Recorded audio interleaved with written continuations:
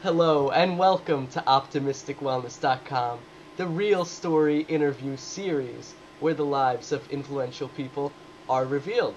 And today I am delighted to have Johnny B. Truant. It's a cool name, isn't it? Welcome to the show, Johnny. Hey, thanks, Josh. Thanks for having me. Awesome. So we're gonna get started on this interview, and first of all, what I like to do, I would like you, Johnny, to tell us a little bit about how your life is right now, what you've got going on, your website, your products like Question the Rules, and of course the Badass Project. If you could talk a little bit about where you are now, that would be awesome. Okay, so for anybody who doesn't know basically anything about me, the short version is that I'm a blogger. That's the answer that I give to people that kind of makes the question go away because the long answer is long and involved. But in the longer sense, I am a coach. I guess I'm an internet marketer, although I hate that label. I have a handful of courses that I do. One of them is the one that you mentioned, Question the Rules, which I refer to as that's like my punk rock business course. I co-created that with a guy named Lee Stranahan, and we talk about how if you're in business, then you are a punk rocker, whether you know it or not, because you're giving the finger to the normal way of doing things. I have a course called Story Selling 101, which is basically how anybody can enhance their selling and their marketing through the use of stories. I set up blogs and websites as well. I have sort of a cobbled together collection of things that I do. And have I hit everything? Did I say I'm a coach? I'm a coach. And so that's, oh, and then of course the Badass Project, which you mentioned, which you know about because you will shortly be on. The Badass Project is basically about people who have some sort of what we would traditionally say is a physical limitation or a disability of some sort, but who nonetheless have just gone on and done amazing things above and beyond what a lot of people who are so-called able-bodied do and then make excuses that, well, I'm too old, I don't have enough time, that sort of thing. So it's about putting everything in perspective and saying, um, everybody is disabled in some way. You know, I'm totally disabled when it comes to car repair, for instance. And so it's what anybody has their own unique abilities and strengths and weaknesses, what they've chosen to do with those things. And that's a nonprofit. It has nothing to do with any of the rest of my business. Yeah, that is awesome. Yeah, the Badass Project. Love the idea. TheBadassProject.com. You can check that out. And if you're watching this interview, you would love Badass Project. So, Johnny, so let's get started on your story. And I'll start off by asking, for the young Johnny B. Truant, how Yes, was how was life, growing up, school, childhood, parents, it basic was good. needs? It was good. I was actually a lot of folks who end up being entrepreneurs and who end up being, I guess, if I'm a nonconformist entrepreneur, then you would say that I wasn't good in school or that I had a rough upbringing, and none of that is true. I actually graduated first in my class in high school. I was always a good kid. My parents are awesome. I have no complaints. Had a rather normalish upbringing, and I don't know. I didn't. I started playing a few sports late in high school, but up until that point, I always said I'm an academic. I'm an academic. I'm a brain. I'm not a sports guy. And then did eventually start playing volleyball and tennis, and that was my life up until I graduated high school, basically. So you were not a truant. Well, I was not truant from high school, that's for sure, and I was not a bad kid or a rebel or anything like that. I always did question the way that things needed to be done, and I'm big on thinking outside of the box. And I've always had that tendency to never want to give up when it seems that there's no way out of a situation. So I didn't face anything terribly dire, but I think the seeds of what I've grown my business into today have always been there. Okay, okay, cool. Um, I also see that later on, a little bit afterwards, you pursued a PhD, I believe, in molecular genetics at is it Case Western University. Could you talk about what fueled that decision and what ultimately led you to, get out of there? To doing what I'm doing now. Yeah, I'm glad that you said that I pursued a PhD because I never actually caught it. I just pursued it for a while and then let it get away. Basically, when I was, it's like I said, when you, I think that anybody who's graduated high school, when you do graduate high school, you kind of think, okay, well, so these are the things that I was good at in school. Now, what am I going to go out and make a career of? What am I going to study? What am I going to do?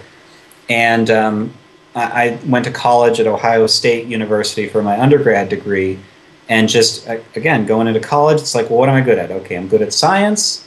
Um, I'm good at a lot of things, but I'm good at science and I like philosophy. So why not a double major, philosophy and molecular genetics? And I think it was actually biology with a specialty in molecular genetics. And so just kind of mindlessly, like at this point, I have no idea what I'm going to do with any of this. We just continue on. That's what we do in traditional education. And when I graduated, it was the same sort of thing. It was like, okay, well, so I guess I have this degree in science. And if you have a degree in science, then you go into some sort of an industry job working for, as a, like as a biochemist for a pharmaceutical company or something, or you end up teaching. But any of those sciencey paths mean that you go on and you get another degree. So I'm like, okay, well, I guess I'll go get a postgrad degree. And the nice thing about sciences anyway is that if you go on to get your further degree, it's a fellowship. So I was technically paid rather than I was paying, which is nice. It's like a job because I'm working in a lab and so forth. And so it was an easy transition. It's not like for med school I had to go out and get loans and say, do I want to go $500,000 into debt? But I went into it, and within a few months, pretty easily, discovered that that was not the place that I needed to be. And what I mean by that is that whenever I've faced decisions throughout my life, I find myself coming to this decision of sort of the correct, like, businessy or career path sort of thing to do, and on the other hand, what's more fun and free. And I've always taken the choice of freedom. And that didn't occur to me apparently when I was starting in grad school, because it was a very confining environment with very sciencey types, and they were very interested in science, and I was interested in science, but just kind of like, it was kind of neat and it was my job, but like and they wanted to. They weren't terribly outgoing and social, and they didn't get my sense of humor, and it just wasn't fun and it wasn't interesting. And I actually I started to have like panic attacks, and about 6 months in, I just said, okay, well, I got to go do something else, and ended up doing freelance copywriting, and in the loosest sense of the words, meaning that I had just the vaguest and smallest of jobs, but it's such a situation, like I had to get out. I had to get out of that environment. And so I did, and that was the beginning of my independent life, which culminated in this today. But yeah, that was how I got into it, and it was not a good it was not a good fit. I could not sit in a lab all day. I could not go in on weekends to check on experiments, and yeah. That was the cause of the panic attacks, you think? The whole lab environment. Yeah, I have to be forced into a new direction. That's my nature. If I'm Because I had decided, like, I'm going to be a scientist. That's what I'm going to do. And I was going to get a PhD, 4-year degree, maybe 5 years. And so that's like a goal. Like, even though it wasn't a goal that I said, okay, I want a PhD, it's like that's what I was doing. And so I don't give up on things easily. So in order for me to get out of that, I had to be pushed out. And I think my body was just like, you got to get out. You got to get out. This is so wrong. This is so not you. And that's what happened. That goes hand in hand with your I also read that you believe in the whole things happen for a reason. Yeah. I think that goes hand in hand with that, because to lead you down this path, and you are a persistent dude, and you're not gonna. Yep. You decided this path, you're not gonna get off of it, but your body and all that stuff happened, led you to where you're at today.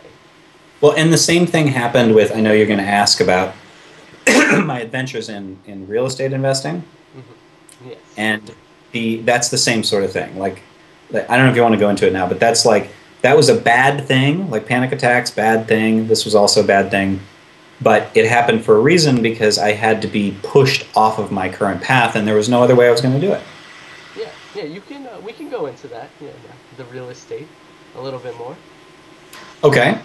So there's a little bit of intervening since this is about my story. So the brief intervening is I slowly accumulated more and more sort of freelance copywriting jobs and writing for publications, larger and larger publications, until I was writing for on and off for a couple of national magazines, not like Time, but really good, like big magazines, the leaders in their fields. And that was cool. And that made me a decent amount of money. And I was doing freelance website design and development at the same time in the traditional way, like where you build sites from scratch, page by page, not using like WordPress or something. Back in the And day. back in the day with like Dreamweaver, right? Yeah. So I was doing that, and this is where I had to be derailed because that was it was comfortable. Like it was good. I did okay. It wasn't great, and I didn't love it. And especially transcribing interviews and talking to like human resources people for magazines was not fun. It was really dry and boring stuff, but it was a good enough job. And around this time, I decided that I needed to do something else, and so I wanted to make some money. And I had heard about investing in real estate, like rental real estate. And I'll give you the short version of that. It's like I bought a bunch of stuff, and then the market collapsed. And I was losing a few $1,000s a month. And when I say losing, I mean literally coming out of like my bank account, my equity line, my credit cards. I don't mean like losing it in terms of value. I mean losing it in terms of cash money. And at the same time, all those clients that I had built up with my magazines and the websites, like a few of them were kind of going out of business. And the magazines started to have their editors write the pieces because that saves them money. They don't have to hire freelancers. And so I was like losing my income at the same time as I was losing all this money through real estate. And it forced me into a situation where I had to do whatever it took. And that was what eventually led to this. I ended up doing the traditional, if anybody's ever tried to make money online and Googled for make money online, you run into like these scammy assholes who teach you how to make a bunch of little sites that have no value. And, and they have these tricky programs where you have to pay, $500 now. And, and they kind of, it's just sleazy. And eventually ran into the group of bloggers that I'm sort of in with now, the like copy blogger style, sort of the kinder, gentler marketers who, yes, we're going to sell things. Yes, we're still marketing. We talk about marketing. We talk about copywriting. But it's not that bait and switch. It's not that smash and grab thing that a lot of marketers do. And ended up building my business out of that. But that never would have happened if I hadn't been like, I'm going to do whatever it takes. I'm going to start something totally new. And now I am where I am, and so thank God for all that bad stuff. Thank God, definitely, definitely. This could you go more into this? I'm gonna do whatever it takes philosophy, and in general, your philosophy on life and whatever happens. The whole, I definitely wouldn't call it determinism because determinism is more like you are, you're more of a victim to a grand plan. No. I like to call this maybe controlled determinism, meaning that you have control, but things are gonna happen like in the outside realm that are gonna lead you down the path that's if you follow your grand calling, it's gonna lead you to the place that you want to be. And also, in one of your articles, you mentioned more about this philosophy and how you are like Morpheus, Morpheus from the Matrix. And hopefully Tim Brownson is not watching this because in our previous interview, I mentioned the Matrix. He did not like the movie, but I know you like it, so let's go Matrix. Right. Well, I've made many references to the Matrix. My favorite post in that vein is one that I wrote called "There Is No Spoon." And what I what that means is that I found that over and over again, while I was going through some of the worst stuff in this real estate stuff. By the way, I wasn't actually literally having panic attacks during that, but I might as well have. Like, we had many nights of not being able to sleep and freaking out. Is that over and over again the exact if I just stayed my course and didn't like freak out and totally panic, that eventually things always worked out. And I know that that sounds totally mystical, but after it happened over and over and over again, I started to say, okay, so maybe if this time when I'm freaking out, if I just kind of stay the course, then it'll work out again because it has like 10 other times in the past. And it just kept happening. So when I say there is no spoon, the metaphor that I'm using there is in the movie The Matrix, the Neo, the lead character, comes across this kid bending spoons with his mind. And in the movie The Matrix, the real world isn't real. I'm sorry, the world that we perceive around us isn't real, and then there's the real world, which is behind it all.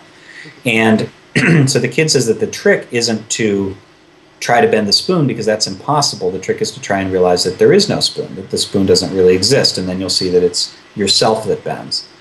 And so I use the metaphor of the spoon, and it occurred to me that like a lot of times in a lot of people's lives, not just mine, we put obstacles in front of ourselves and we perceive things as being in our way.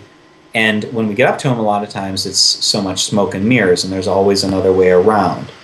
And a lot of people stop in advance because they're afraid of that obstacle, but they never get up close to it. They never sort of say, okay, well, I'm going to have faith at this time. Not stupid faith, not like I'm going to leap off a cliff sort of faith, but just the faith in yourself and your mission. And if you there's always a way. The way that Warren MacDonald puts it, one of the guys we talked to for the Badass Project, is he said, I learned a long time ago that if you throw your cards up in the air, no matter how they land, you can make something out of them. Whatever situation you land in, you're not going to be dying in a ditch in most cases. You can rebuild something. And so a lot of that matrix philosophy has worked back into my posts through a lot of things. The post you're talking about was called I'm Exactly Like Morpheus, which of course is a joke. And I'm trying to remember what it is that made me like Morpheus, and I'm totally drawing a blank. Do you remember? I think it was your belief in that the life events that you mentioned something in the post about things like you just said happening time and time and time again, and that you're gonna have faith that things are gonna work out because I think you were in a bad situation again when you wrote the post. That might have been the time after the post that I wrote called "What Faith Has to Do with Martin Scorsese and His Detachable Penis," which is a fun post, and which was really cool because in that post I went through a lot of this. I tend to write the same themes over and over, so these are probably overlapping. But this in this one, I was talking about that idea that the right amount of money in this case always seemed to show up at the right time if I just hung in there. So at the end of that post, like I was in the middle of, I think it was $2,000 in something like 5 days. And that was just, those situations happened to me all the time back then. Like it was just constant. Okay, something's going on. The city wants to condemn something because, don't get me going here, but that city's kind of crooked up there in Cleveland and they got this whole racket going on. Or, something else is going on. And in this case, I needed $2,000 within 5 days.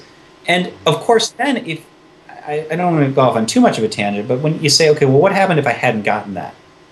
Would somebody come to the door and put a bag over my head and taken me away? Well, no, I would have been late on something. You know what I mean? So there's levels in this. Like it isn't usually the dire circumstance that we think it is.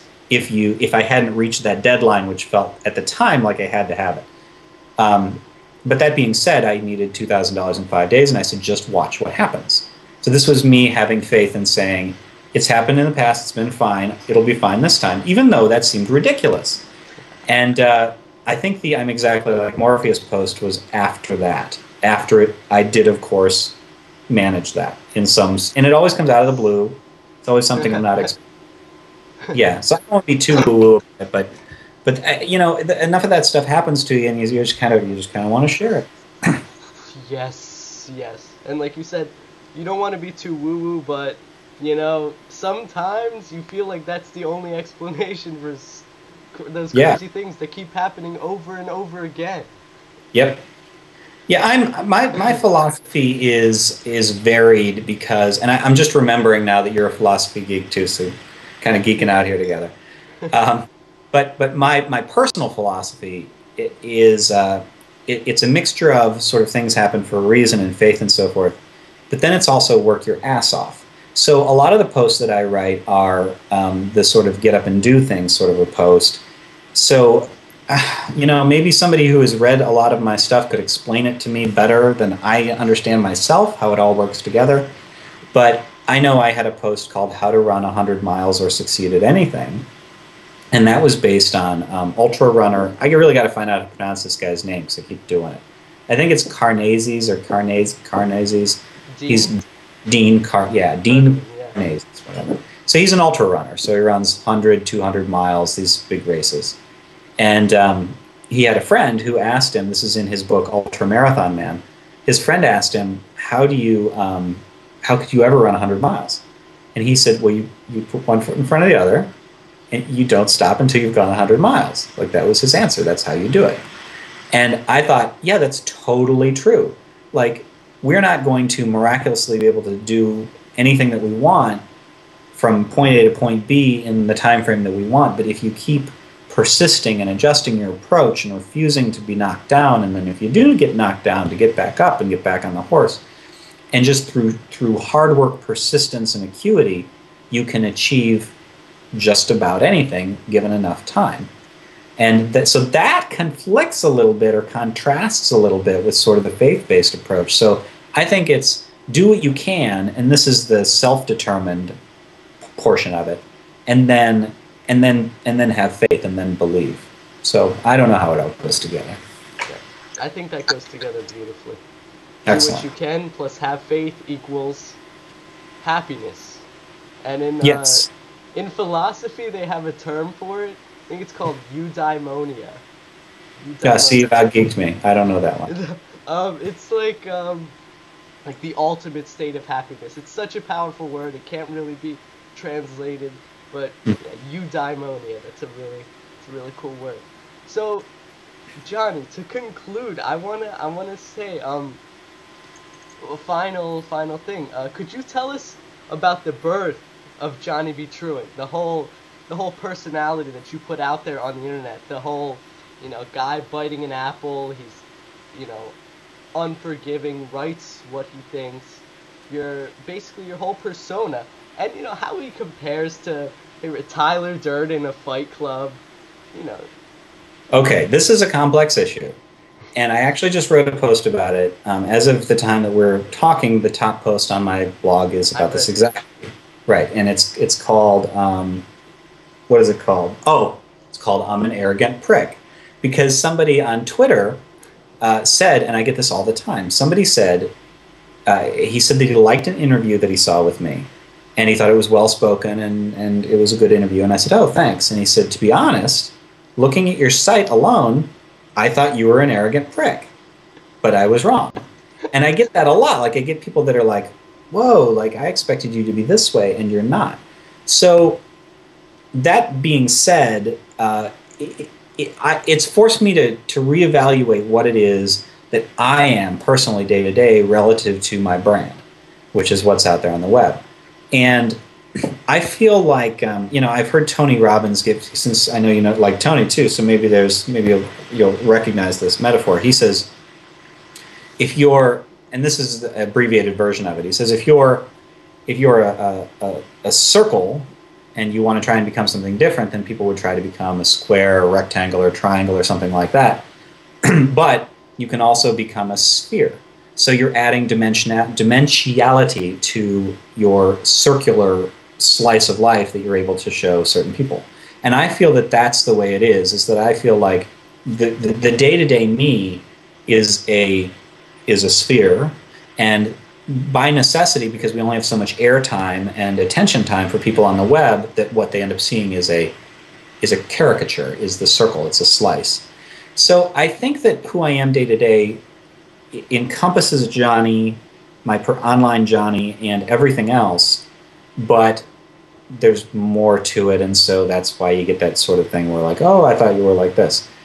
Now, the birth of Johnny B. Truant, because that's a pseudonym, it's not my real name, and this is I can tell you're referring to that post on Copyblogger that was called "How to Write Your Ass Off." Boy, I'm giving you all of the stuff. I'm usually not quite this profane in my post titles, but you're hitting all of them.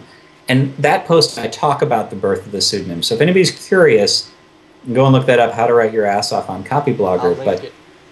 But basically, I wanted to have a way to write where I didn't feel like the people who I went to high school with and my grandmother and anybody who knows me day to day was going to be reading it, because then it feels like you're standing on a stage and anybody who's ever gone back to a school or a job after a summer break and decided they're going to reinvent themselves.